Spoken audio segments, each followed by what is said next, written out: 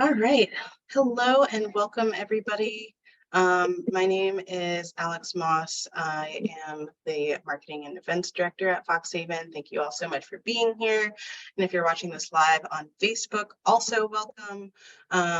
We are talking radical self-care today, and we felt that it was valuable enough information that we just wanted to share it with as many people as possible. And also sharing a little bit about Fox Haven if you're not too familiar. We're a farm and ecological retreat center based in Jefferson, Maryland, which is about 10 minutes from Frederick, an hour from DC or Baltimore. And we offer educational classes that connect people to the natural world and really helping to integrate that more into our daily lives by taking pause and I'm sure that we'll go a little bit into some of those concepts today, which is really exciting. Um, we also have retreats available and farmhouses available for renting for retreats or family gatherings, and tons of amazing classes on foraging, herbalism. We have a fresh herb CSA and garden that Qubilah actually helped to take care of and steward for a time during our internship program. So another reason why we're very excited to have Qubilah here today. And yeah, I think that wraps it up. We also keep bees and have a holistic orchard. There's tons and tons to do and see at Fox Haven. So if you haven't been out yet, we welcome you to come here any time. Just take a look at our events page to see what's coming up. All right, I'm going to hand it over to Qubilah to introduce themselves, and then we'll go ahead and get started. All right. Well, good evening, everyone. Thank you so much, Alex, for that introduction. I'm so excited to be here. As you all can see, we are a small, intimate group tonight.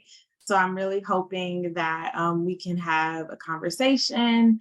I do have some slides that I'm going to pull up in a second, but I really am hoping that this is a conversation where we can all sort of explore our own understanding of self-care, right? And how to really lean into some practices and honestly beliefs that I think are essential for us to just be full humans. And so again, good to see you, Charlene, Judy. I know you also, and Marisa, if I'm not saying it correctly, please correct me, but so great to have you here. So I'm gonna share my slides and then I will say a bit more about myself.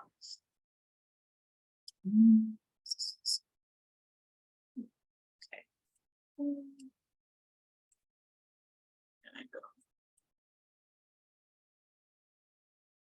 Okay. Can everyone see my slides okay? Great.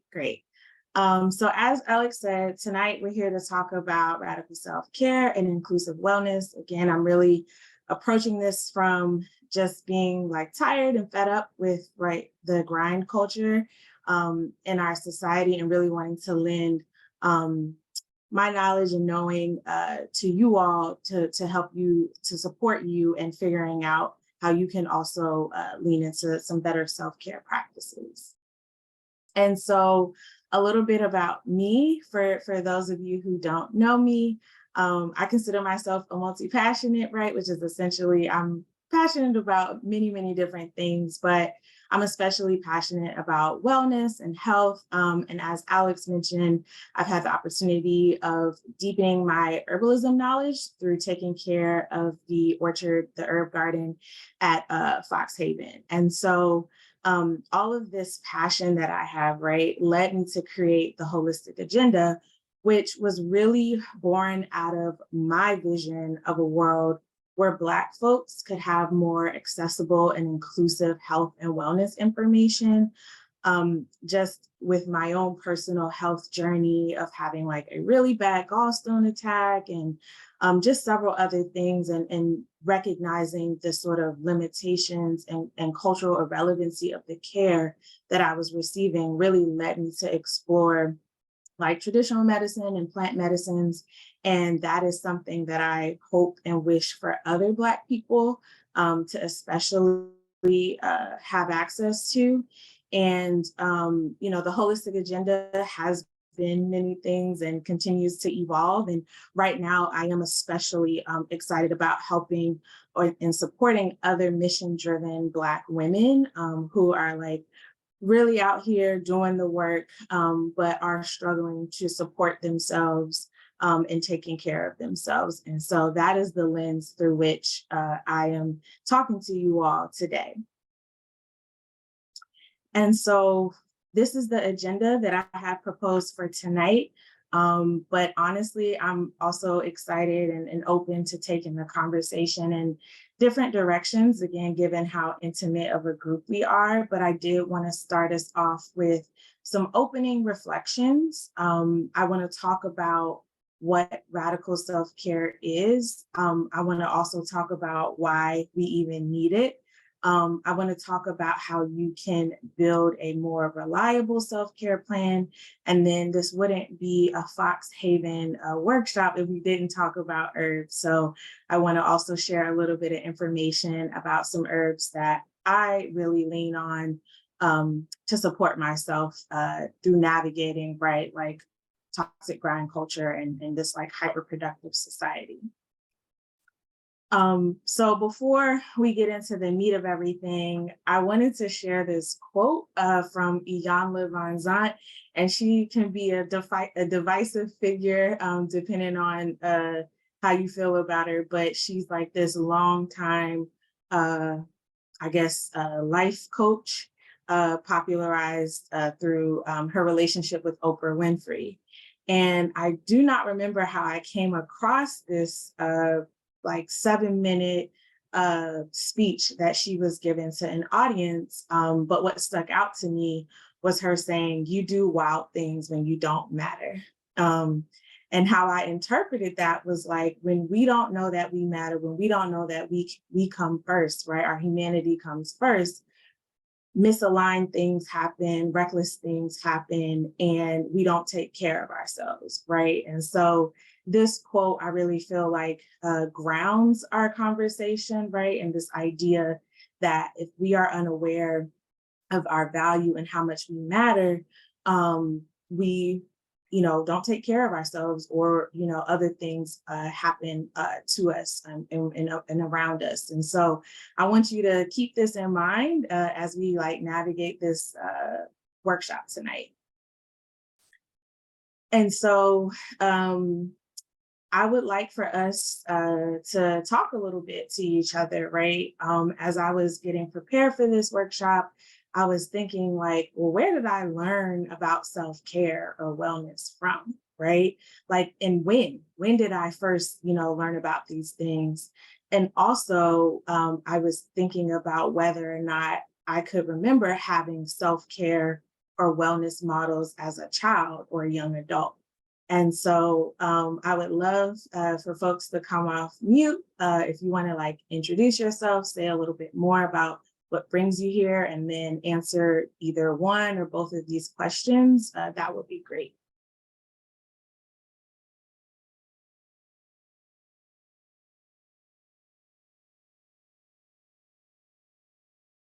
I was trying to look for the hand gesture, but it just wasn't happening.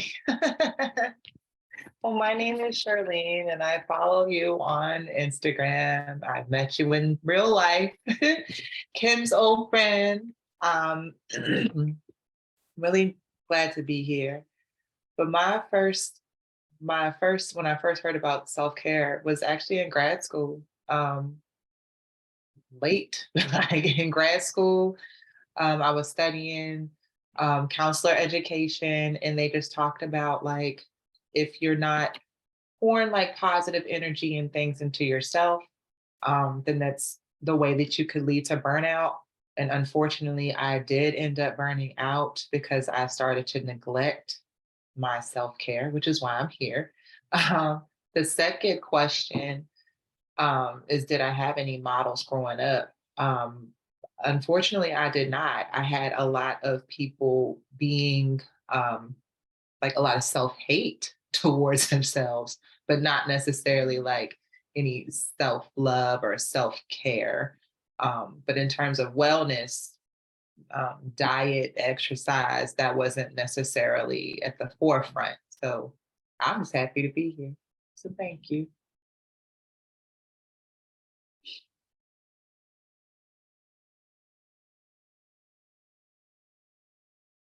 I appreciate you sharing that, Charlene. And I think I'm in a similar boat, right? When I first heard about self-care or wellness, maybe I heard about it in undergrad, but I feel like it really cemented once I got to grad school and I actually like started working with Black women therapists who were like talking about this.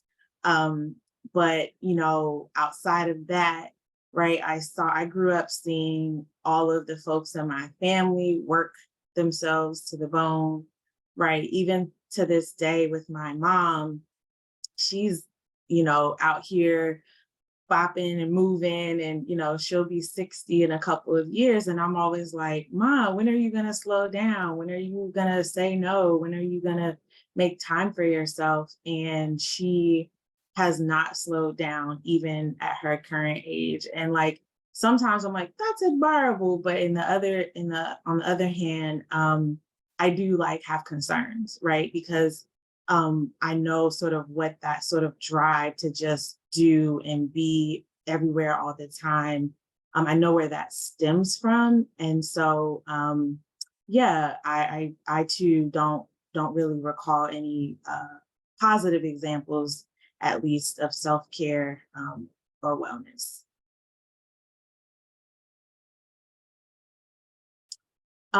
So just like to that end, right, when we're talking about self care, one of the things that I think is obvious in terms of like how social media talks about self-care, right?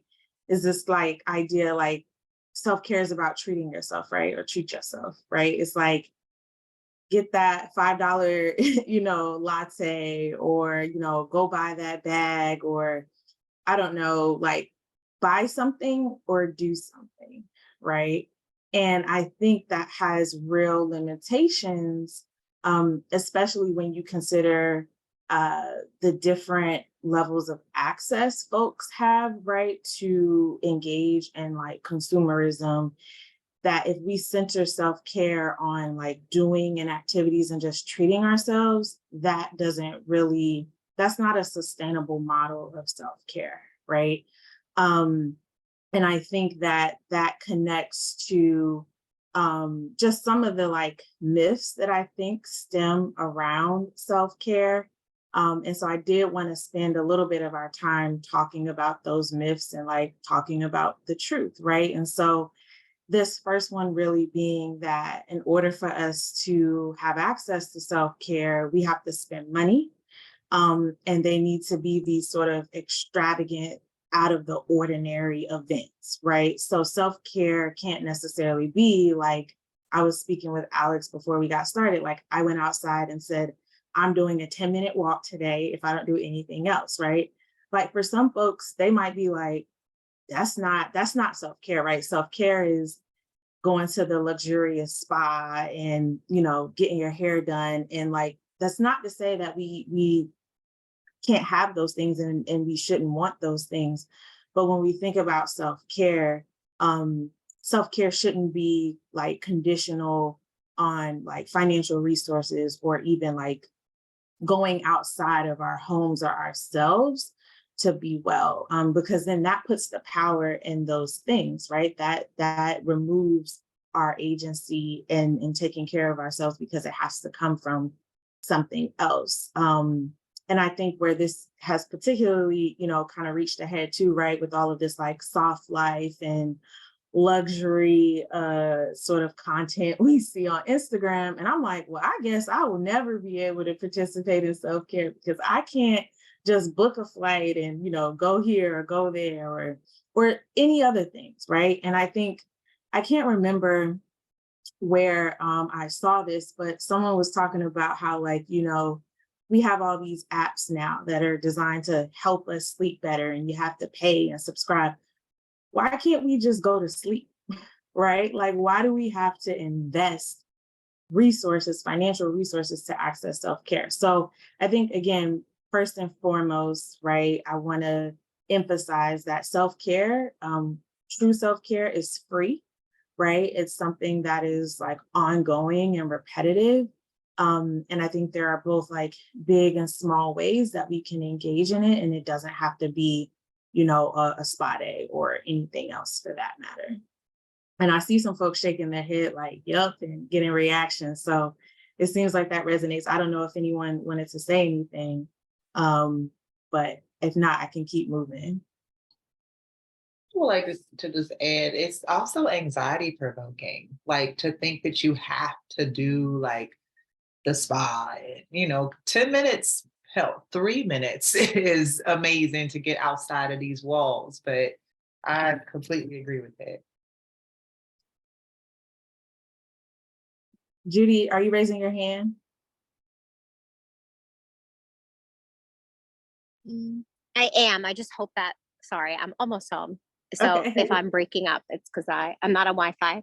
But no, I really resonate with that because I, being a very anxious person, managed to turn my self-care routine into something that stressed me out. It was like, I have to do this. I know I'll feel better, but I'm dreading it. And my whole Sunday became like, I'm dreading all this stuff I'm doing for my self-care. So it was really helpful. Just like reframe it as like, if you want to do it, you'll do it. But if you're dreading it, like, don't do that. That's not self-care. So anyway, just wanted to tag into the anxiety part of it. Yeah, no, that's a really great example of like something that's supposed to help you now becoming a burden. And now you need something else to help you with the thing that you thought was going to help you. And it's just like this stuff, it's like a vicious process, right? I think some other myths that are worth addressing in this conversation is that we have to earn the right to practice self-care. I know I have certainly struggled with that. And I still do, right? Like, I didn't work hard enough, or I didn't like check off enough things on my to-do list. So I can't yet relax. I can't yet take a break. And it's like, who made up that rule? Who said that? You know? And I think that it's important for us to know that like we all have an inherent right to take care of ourselves, or inherent need, excuse me. We all have an inherent need to take care of ourselves. Like it's not a nice to have. And so just wanted to underscore that. I also think this next myth is really important to me because it also connects to the conversation about like, what does radical self-care look like and mean, and like, kind of where does it come from? Self-care, while it's certainly about, like not putting the needs of others and like systems above ourselves, it doesn't have to be mutually exclusive to being in our community, right? And caring within our community. And I think that for folks who may struggle with guilt, right, from prioritizing themselves, if they see that if they see self-care in such a binary way of like, it's either me or everybody else, right? And I don't think that that's a useful framework because we all are wearing multiple hats and have different identities, right? Some of you all on the call are mothers, right? We are all somebody's child, right? We have other folks that we have relationships with. And so I think there is a lot of space and honestly necessity for us to think about self-care and how we might be able to integrate community care as well.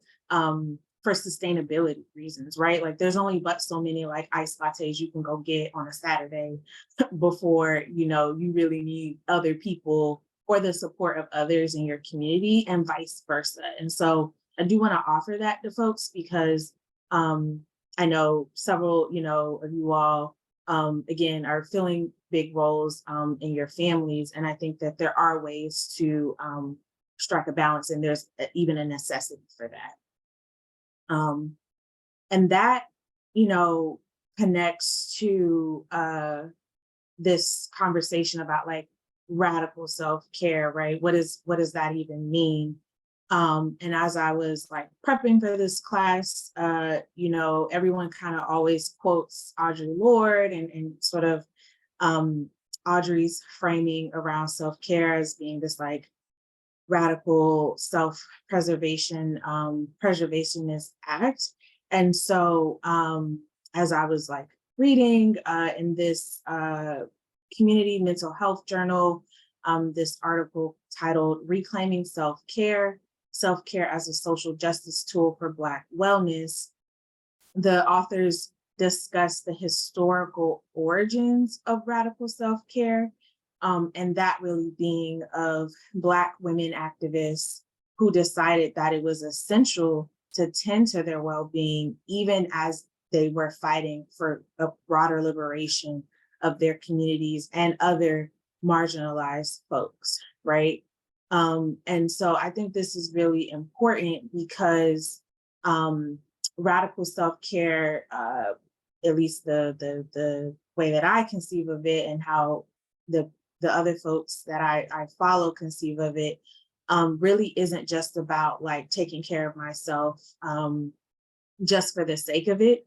Like I'm doing this for a purpose, right? And I'm doing this to further my community ties and my community's liberation. And what that looks like varies from individual to individual, but I think it is really important to understand that like at the time, these Black women were committing radical acts, right? They were saying like, hey, yeah, I might be on the front line, but I'm also gonna pause, I'm gonna meditate, I'm gonna go for a walk, I'm going to choose to not do something in this moment because I know that if I'm not well, I can't continue that work, right? And so I think that, whether you're a Black woman or not, I think just this idea that, we are all like participating in radical self-care isn't and can be political, but also serves a greater purpose than just us individually being well.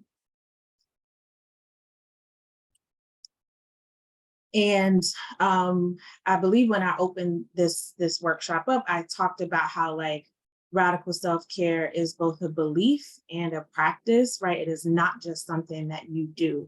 Again, connected to sort of the like capitalist way we are currently taught self-care is about instead, right? It's really like this like non-negotiable belief and acceptance that taking care of yourself is a need, not a want.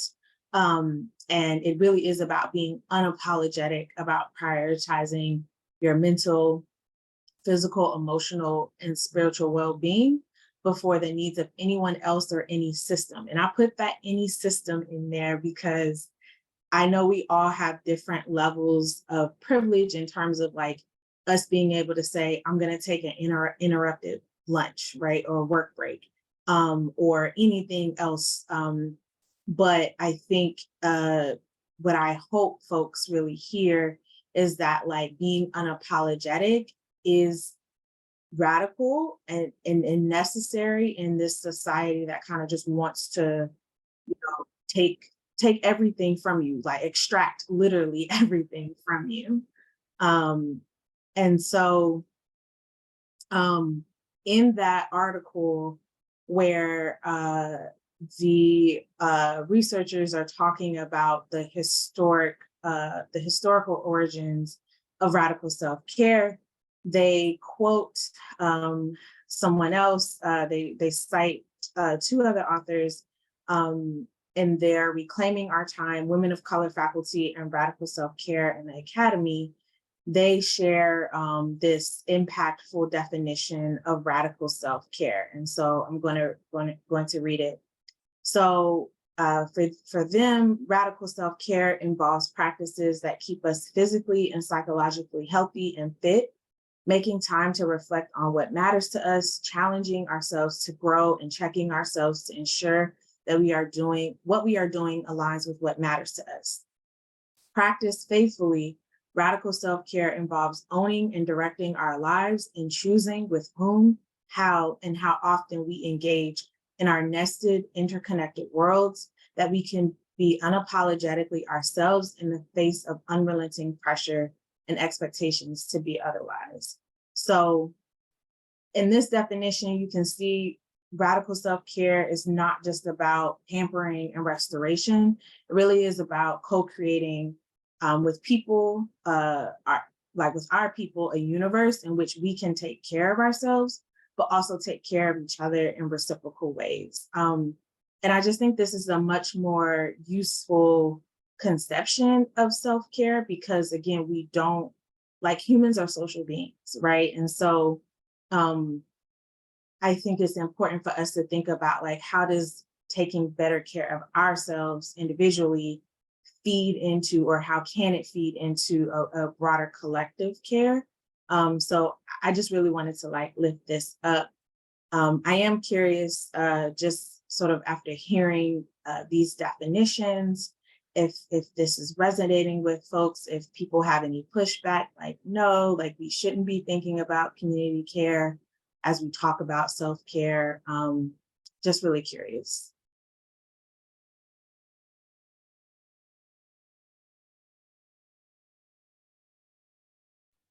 I'll say that I really love the blending of these two together because I have seen firsthand at Foxhaven how individuals coming together and sharing experiences provides a lot of space for this care, where people are taking care of themselves individually, but we're also taking care of each other collectively.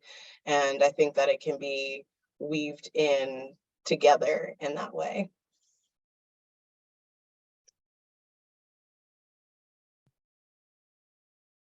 I want to piggyback off of what Alex was saying. I actually am the former president of my homeowners association. I actually stepped down and I still had a year left of service or whatever. But I found that I had to take that step back to do what was best for me in the moment to kind of build myself up. But that doesn't necessarily mean that I'm not still doing things for my community. And people were kind of just like, well, you stepped down here, but you're still like doing things over here. But the difference is that I'm doing like what I want to do over here as opposed to what I had to do on the board, and kind of attending things. And, there was a whole bunch of like legal stuff I couldn't necessarily do, but because I stepped away from that, it built me up and made me feel a little bit more confident, that I can actually support my community without like feeling like I'm like letting a piece of myself go like every single time we had a board meeting. Like it was too much. But thank you. No, thank you. And Simone, not to put you on the spot, but I see that you did just join us. So if you wanted to jump in and just say a little bit about yourself and what brings you to the conversation, I would love that. But if not, we can keep moving.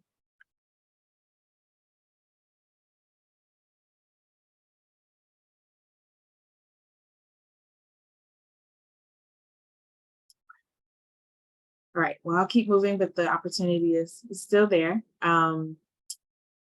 So again, I think what I really want to emphasize to you all, if it's not already clear from this workshop, and if you know me otherwise, that like acts of radical self-care can and should be simple and easy to sustain, y'all. We cannot create really complex routines, self-care routines, and think that we're going to be well. Judy gave us an example earlier of how she created something so robust and then was dreading doing it. And so these are just like some examples of things that I think kind of embody that simplicity of engaging in radical self-care. And I think, when we think about radical, sometimes we think about these like big, huge transformations. But I think in a society that literally wants to numb you and take, everything from you. To do something small is actually really big, right? Especially if you occupy, any sort of marginalized identities.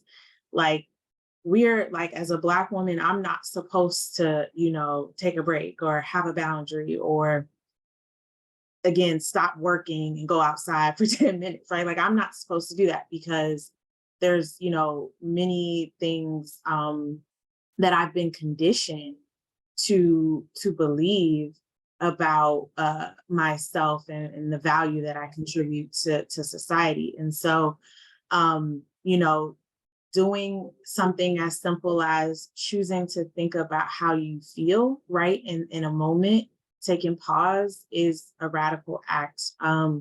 Deciding to eat an uninterrupted meal for lunch, or just choosing to eat at all, right? Choosing to eat at all, even when you're really busy, is a radical act. I actually recently had to talk to a friend who, she was not eating. And I was like, I literally said these words to her. I said, nourishing yourself is self-care. Please eat, and it's just like, eating is a biological necessity, yet we will rationalize why we can't eat. And I just think that that's like a reflection of this hyper productivity focused society that just wants you to get everything done at an unrelenting pace. And so just doing something as simple as like taking your lunch break, taking your break away from your desk, or any variation of that, really is radical. And then, choosing to go outside. I mean, for, folks who work in sort of a typical office setting or what have you, there's a lot of like surveillance that happens, right? Or even if you are sort of on the front lines, right? I remember, growing up, my first job was working at a grocery store. I mean, they were like, you get 15 minutes, a 15-minute break, and maybe a lunch break, depending on how long the shift was. But I was stuck for the most part. I had to stay in that space. And so I think that when we can get outside, when we can move our body, and we can embody other versions of ourselves beyond a worker or a consumer, all of that counts, all of that matters. And I think this is sort of one of the situations where like small things add up to big things, right? Because you all imagine if like more people said like, nope, I'm taking this lunch break, there's nothing y'all can do about it. And like if everybody made that decision, right? Those of us who can, right, it wouldn't put us like in danger or our job in serious jeopardy. I think that, that sort of level of action is like very radical. And it's like, it shouldn't be, but it is in this very like, again, hustle, grind. You gotta meet the bottom line. You gotta get everything done. Everything is urgent, society. So again, just want to offer these reminders to you all that like, these small, simple acts are okay. And in fact, to me, they're the preferred ways that we think about self-care. And so I've been kind of talking about this throughout tonight about why do we need radical self-care in the first place. I'm going to share why I think it's important. I would love to hear from other people what you all think. But I recently read Rest is Resistance, a manifesto by Tricia Hersey. She's known as the NAP Bishop of the NAP Ministry. If you don't know who she is, you should definitely check her out.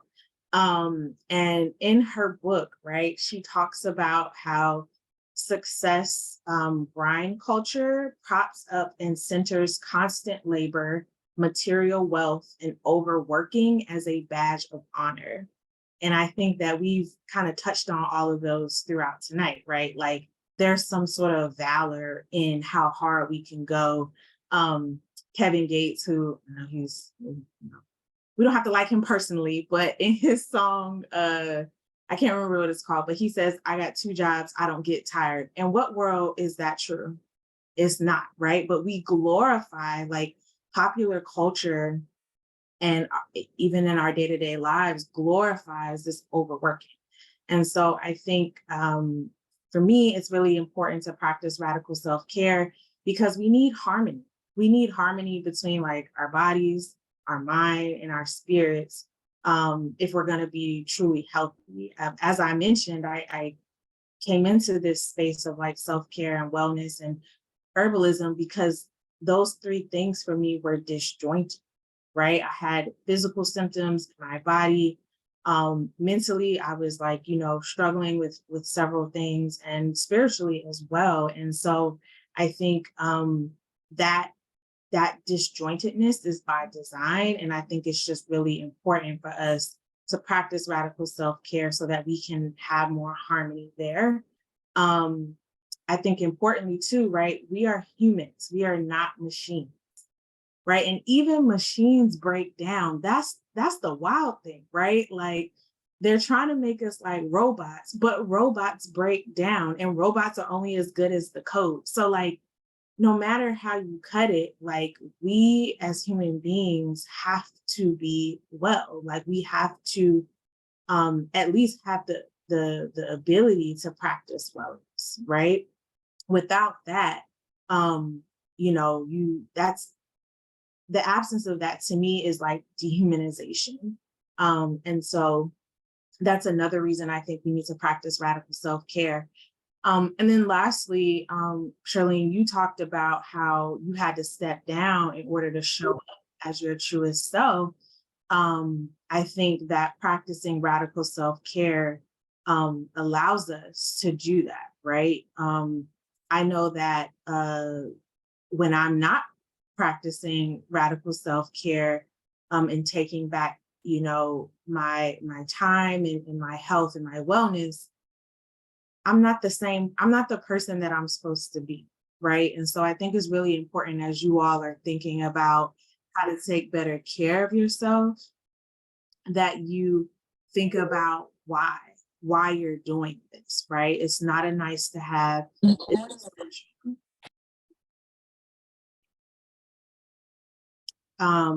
And I just want to also just lift up another thing that Trisha talked about in her book.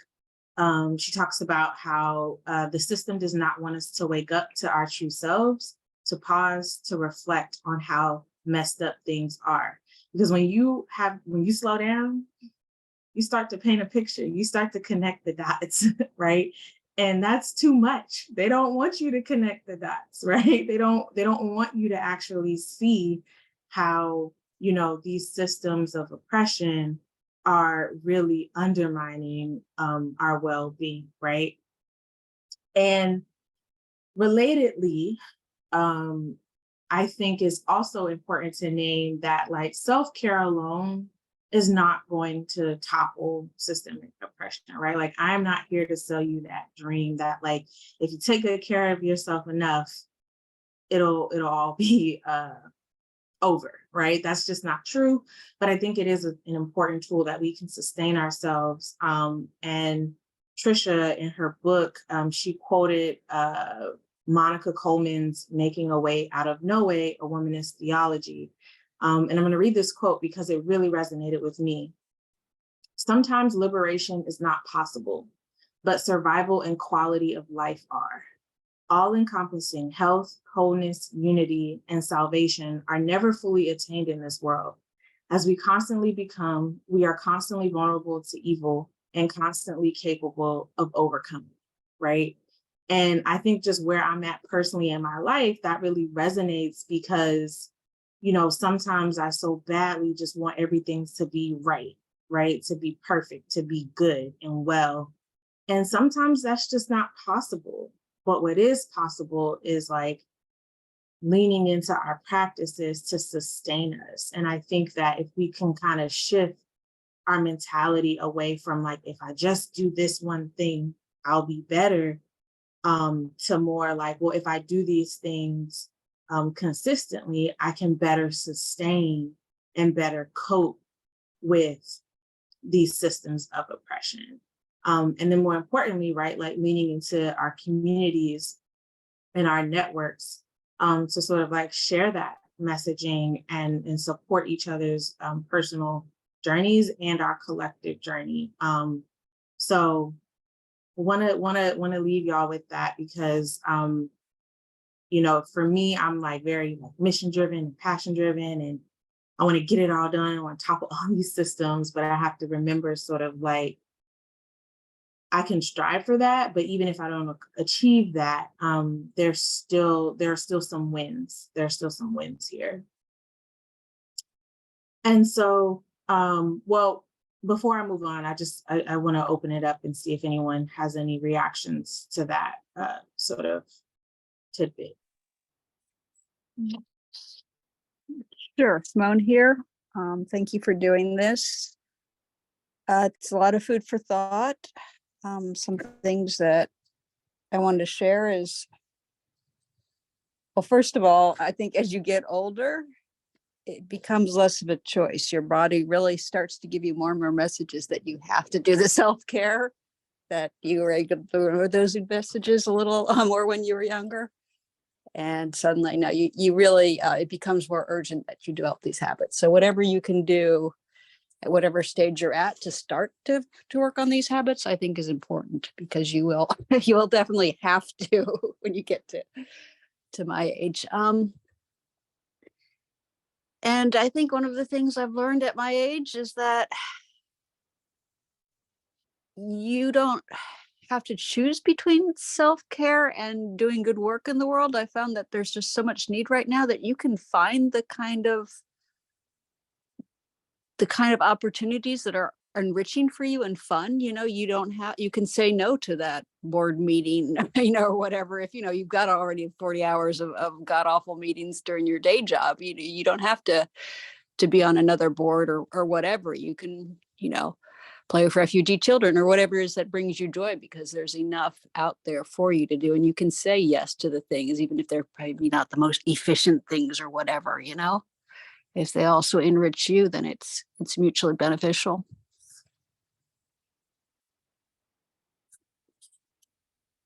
I really appreciate you sharing that, Simone. And I think my body, right, at the tender age of almost 32, is already telling me you got to do something different, or it's going to be a problem. So I think, life itself is like one of the greatest teachers. And it's just sad that, the way that we get conditioned from the minute we're born is to like work, do. That is really sad. But again, that's why we have these spaces to sort of like, talk shop amongst each other and be like, it doesn't have to be this way, Yeah.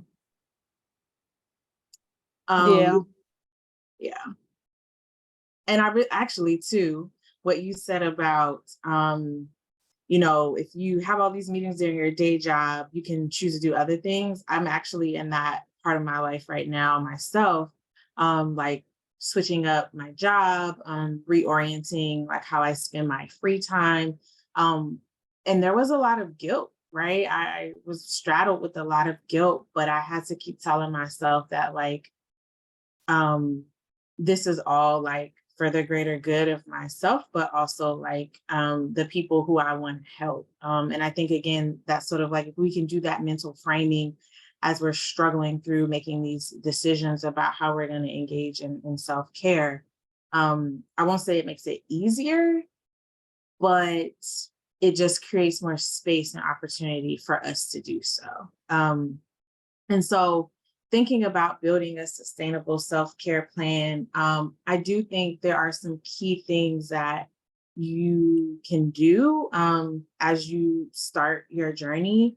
I think first and foremost, it's important to ask yourself and reflect and ask yourself, what are the limiting beliefs you hold about self-care, right? Is it you don't deserve it? I don't have time. Self-care is for people with money, like whatever beliefs that you hold about self-care, right? What you believe is what you kind of do or say, et cetera, et cetera. And so I think it's really important to just think about and name what those beliefs are before you even get started with like identifying what those self-care goals are, because that way you'll be able to sort of like troubleshoot down the road, because you have that sort of, you have awareness of the internal messaging that you've been giving yourself around self-care.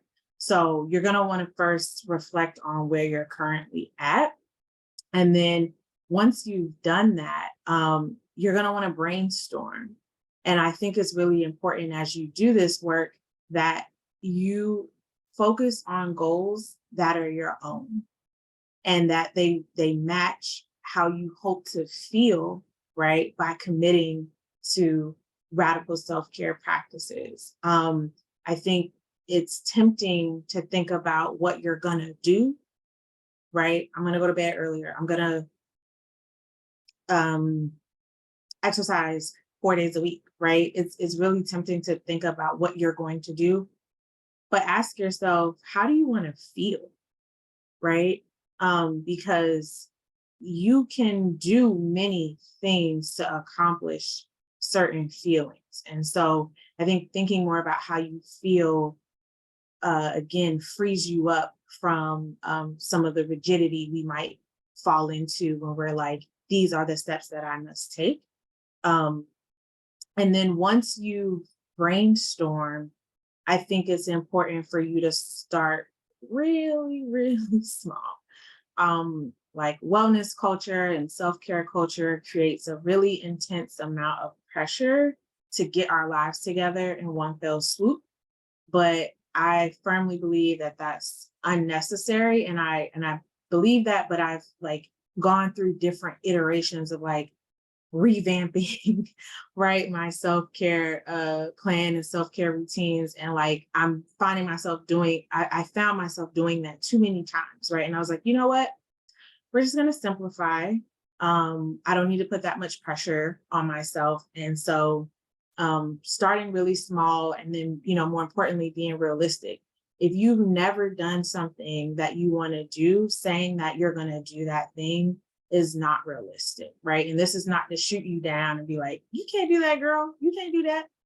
This is to be like, well, how are you going to do that thing? And what are some steps that you can take before that big thing to build a more sustainable practice?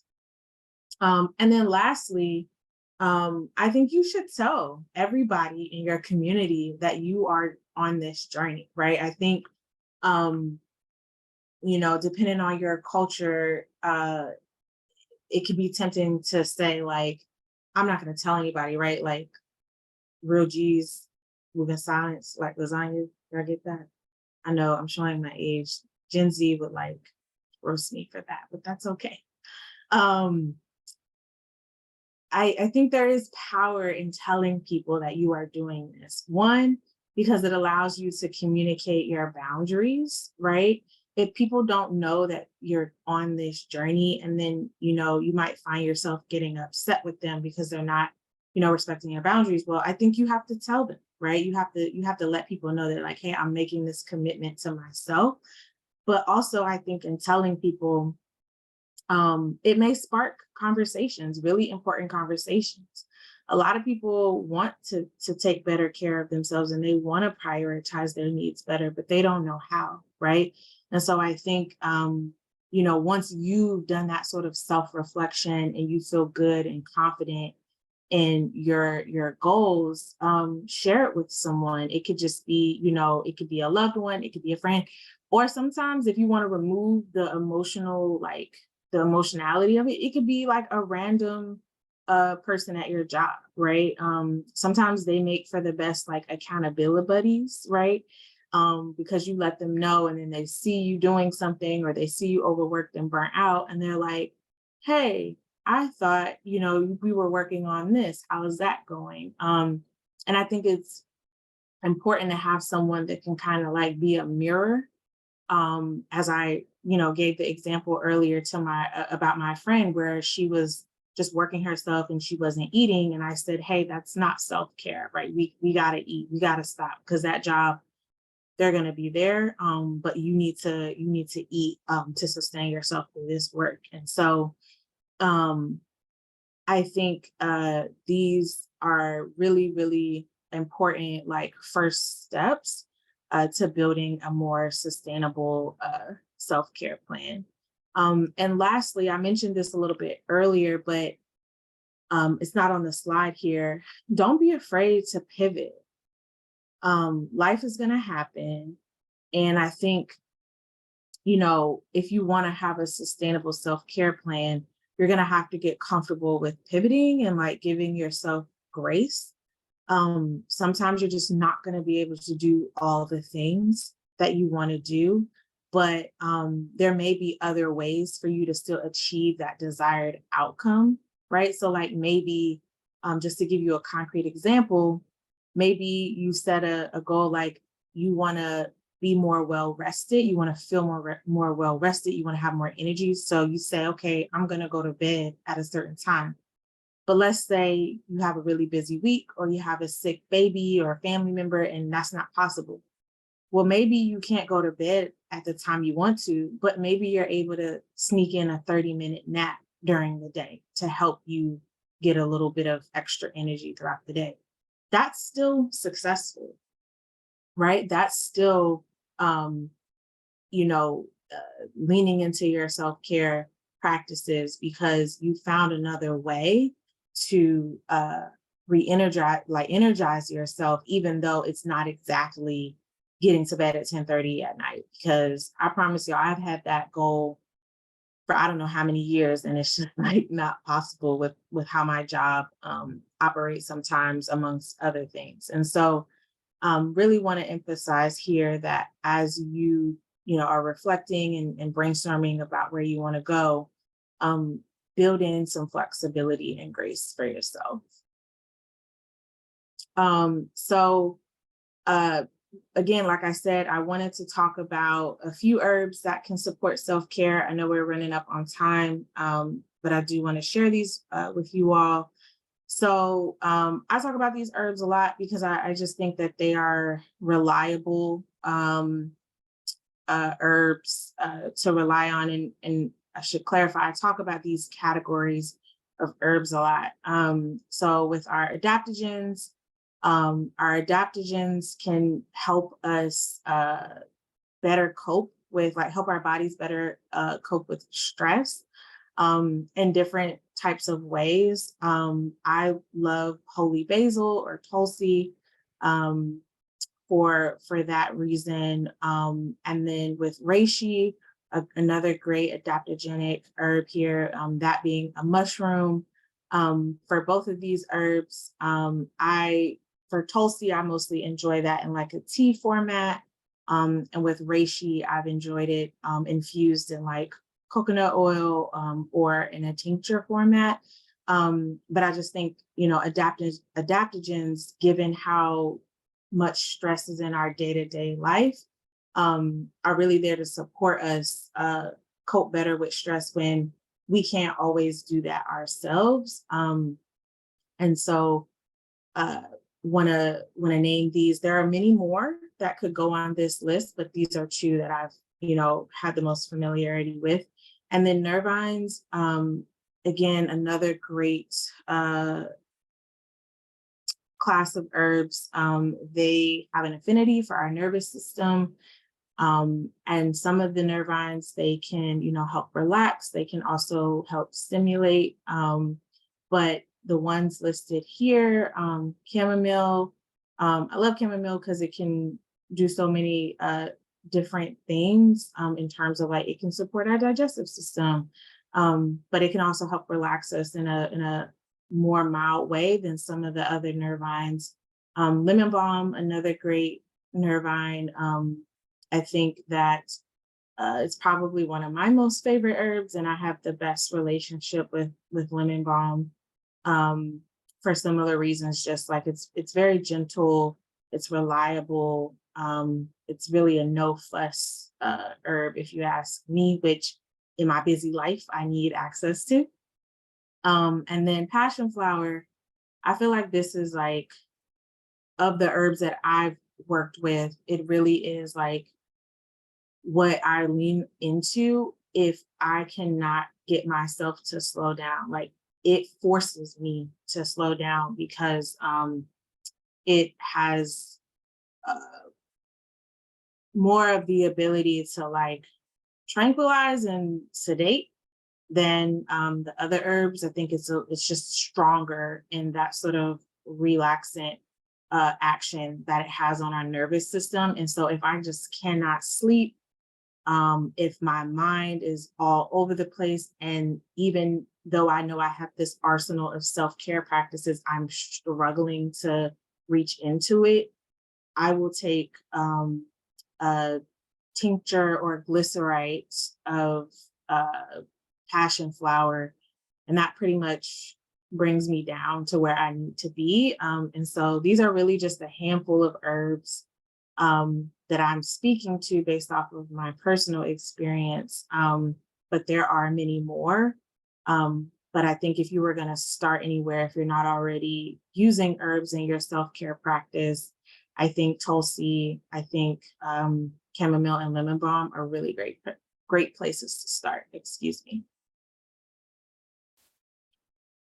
And then I just want to end by saying you are your best thing. This is a quote from a character in Toni Morrison's book, Beloved. And it was a male character. And he said this to Sethi.